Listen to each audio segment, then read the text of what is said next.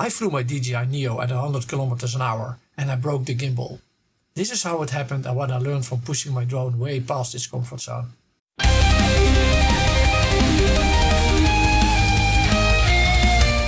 It all started when I headed out for some manual FPV practice.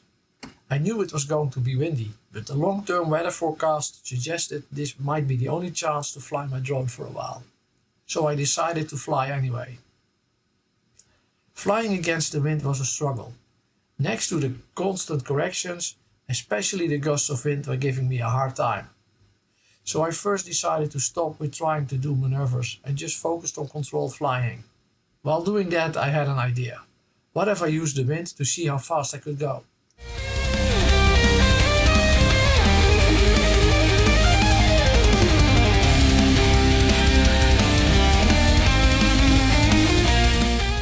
To understand how to make a Neo fly fast, you need to know a couple of things. Out of the box, the speed of the Neo is limited. You can adjust the maximum speed so that with the motion controller you can fly 8 meters per second in sports mode, which equals almost 30 kilometers an hour. In manual mode you can double that speed, but let's have some theory on the subject first. As you can see in this image, the drone propellers provide thrust. When completely level, that thrust is directly converted into lift. But once you tilt the drone, part of that thrust becomes movement.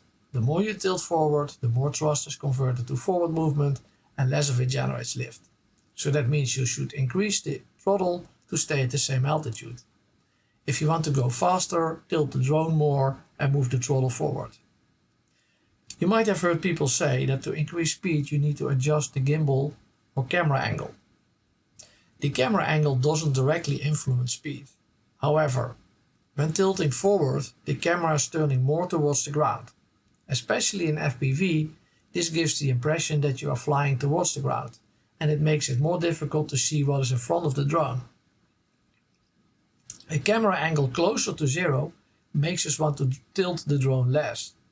Thus, more thrust is converted to lift, so we must reduce throttle to stay at the same altitude, hence we wind up with less forward speed. By increasing the camera angle, the opposite is true. We will be tempted to tilt the drone forward, which in the end results in a higher speed. So the camera angle doesn't directly control the forward speed of the drone, but it changes the behavior of the pilot. Even if you're trying to observe the ground below you, for example you're doing a ground surveillance and thus are flying with a negative camera angle, this is still true. The more you bring the camera angle up, the more you will tilt the drone and thus increase speed.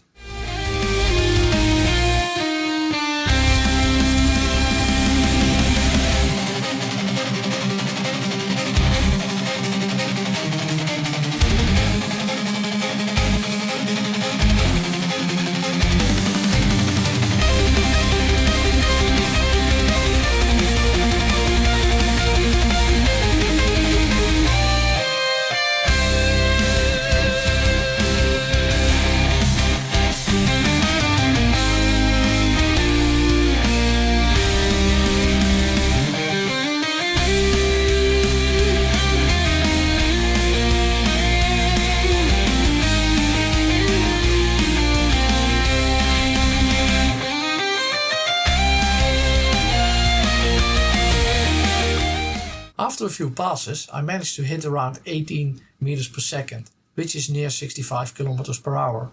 Not bad. Everything looked and felt good. I still had full control of the drone. So how did I reach over 100 kilometers an hour?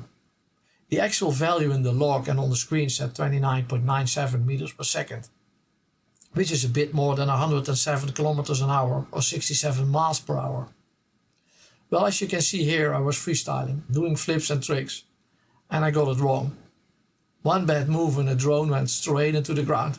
It bounced back up and I could feel something was wrong as it sideways flew for a bit, before it crashed again. This moment it recorded 29.97 meters per second. Now I know that wasn't accurate. The gimbal was so out of whack that it confused the IMU, making the drone think it was absolutely tearing through the sky. Still, I was technically flying and I technically saw 29.97 meters per second on the display. So hey, it counts, right? At first I thought I had to get up and go and fetch my drone, but it was still in the right way up, so I started the motors again and it still flew. Kinda. The gimbal was completely off, footage was crooked and sometimes it would show the housing around the camera. The drone could fly, but it looked like it had been through a war zone. So here's the takeaway. Windy flights can push your limits. Your drone's throttle and tilt are your tools. Camera angle is your window. And your gimbal is your weakest link if you crash. I hit 107 kilometers per hour. Sort of. And somehow flew home with a broken gimbal. Let's hope next time I just break my personal record. And not my drone. If you found this useful or at least entertaining, give it a like, hit subscribe and drop a comment below. What's your drone speed record?